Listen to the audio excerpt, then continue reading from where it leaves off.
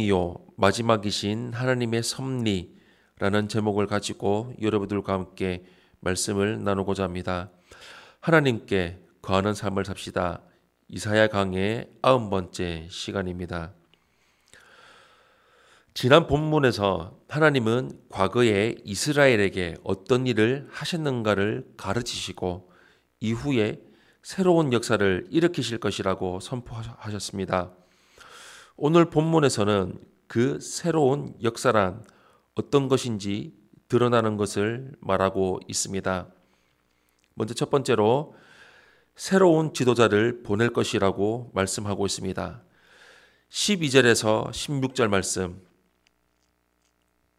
우리 한 목소리로 함께 합독하겠습니다. 시작. 야곱아, 내가 부른 이스라엘아, 내게 들으라. 나는 그니 나는 처음이요 또 나는 마지막이라. 과연 내 손이 땅의 기초를 정하였고 내 오른손이 하늘을 폈나니 내가 그들을 부르면 그것들이 일제히 서느니라. 너희는 다 모여 들으라. 나 여호와가 사랑하는 자는 나의 기뻐하는 뜻을 바벨론에 행하리니 그의 팔이 갈대아인에게 임할 것이라. 그들 중에 누가 이 일들을 알게 하였느냐? 나 곧 내가 말하였고 또 내가 그를 부르며 그를 인도하였나니 그 길이 형통하리라.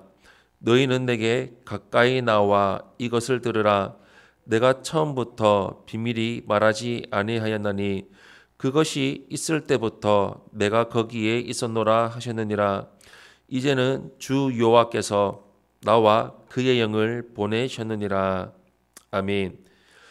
하나님은 애굽에서 이스라엘을 부르셨던 분입니다. 그래서 하나님은 내가 부른 이스라엘아 라고 부르시며 당신이 창조주이심을 선포하십니다. 그리고 나 여호와가 사랑하는 자를 세워 하나님이 기뻐하시는 뜻을 바벨론이 행하게 하겠다고 하십니다. 고레스라는 이방인을 통해서 바벨론에서 유다 백성을 이끌어내실 계획을 말씀하신 것입니다. 이는 하나님이 모세를 부르셔서 애굽에 보내시고 이스라엘을 이끌어내신 것과 비슷한 상황입니다. 출애굽 때에도 애굽의 왕과 그 군대를 상대한 것은 이스라엘 백성 전체가 아니라 하나님이 보내신 지도자인 모세 한 명이었습니다. 그때와 같이 하나님은 바벨론에서 자기 백성을 이끌어내실 때에도 유다 백성이 싸움을 감당하게 하지 않으시고 한 명의 택한 자를 사용하셔서 자기 백성을 구원하십니다. 하나님은 장차 출애굽과 같은 일을 일으키실 것이지만 그때와는 다른 모습으로 행하실 것이기에 이를 새 일이라고 부르셨습니다. 그러나 또한 이를 처음부터 비밀로 말씀한 것이 아니라고 하십니다. 사람들은 이전에 전혀 일어나지 않았던 새로운 일이 벌어지고 있다고 여길 수 있지만 처음이자 마지막이신 하나님의 섭리를 잘 살펴보면 그 원리는 하나로 모이고 있다는 것을 알 수 있습니다. 처음이자 마지막이신 하나님은 어제나 오늘이나 동일하시기에 비록 겉으로 보기에는 이전에 없었던 일을 행하시더라도 그 원리는 동일하게 유지가 됩니다. 그러기에 우리는 신실하신 하나님을 믿고 의지할 수가 있습니다. 두 번째로 새로운 구원을 이룰 것을 볼 수가 있습니다. 17절에서 22절 말씀 우리 함께 합독하겠습니다. 시작. 너희의 구속자요 이스라엘의 거룩하신 이이신 여호와께서 이르시되 나는 내게 유익하도록 가르치고 너를 마땅히 행할 길로 인도하는 내 하나님 여호와라. 내가 나의 명령에 주의하였더라면 내 평양이 강과 같았겠고 내 공의가 바다 물결 같았을 것이며 내 자손이 모래 같았겠고 내 몸의 소생이 모래알 같아서 그의 이름이 내 앞에서 끊어지지 아니하였겠고 없어지지 아니하였으리라 하셨느니라. 너희는 바벨론에서 나와서 갈대아인을 피하고 즐거운 소리로 이를 알게 하여 들려주며 땅 끝까지 반포하여 이르기를 여호와께서 그 종 야곱을 구속하셨다 하라.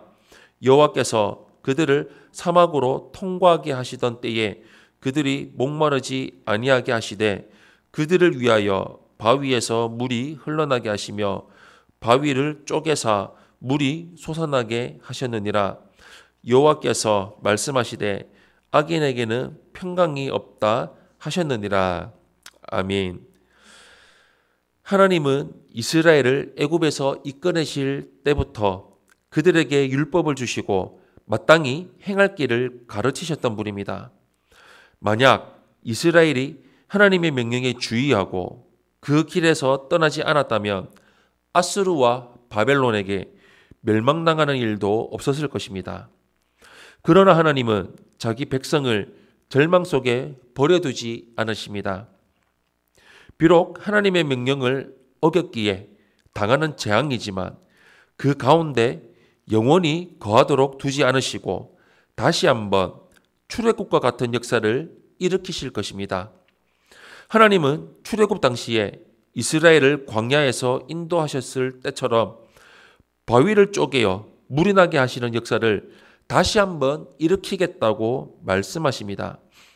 애굽에서 벗어나 홍해를 건넌 이스라엘이 하나님께 기쁨의 찬송을 올렸던 것처럼 바벨론에서 벗어난 유다 백성 역시 즐거운 소리로 하나님의 구원을 선포하게 될 것입니다.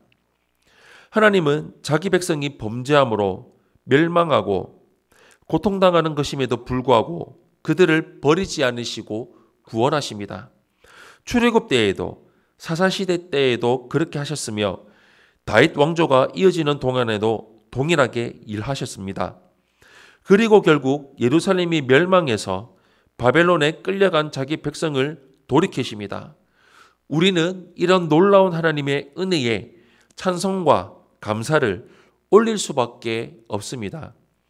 사랑하는 성도 여러분, 하나님은 예나 지금이나 동일하신 처음과 마지막이신 분입니다. 우리가 하나님의 법도 안에 거하며 평강과 공의를 누릴 것이며 그렇지 않으면 징계를 당할 것입니다. 그러나 징계 가운데 있더라도 회개하고 돌아오면 주님은 언제든 구원의 은혜를 베푸십니다. 구속의 역사를 통해 드러난 이 원칙 안에 거하며 늘 하나님을 구하며 살아가는 삶을 살아가는 우리 성도님들이 되시기를 예수님 이름으로 축원합니다. 아멘.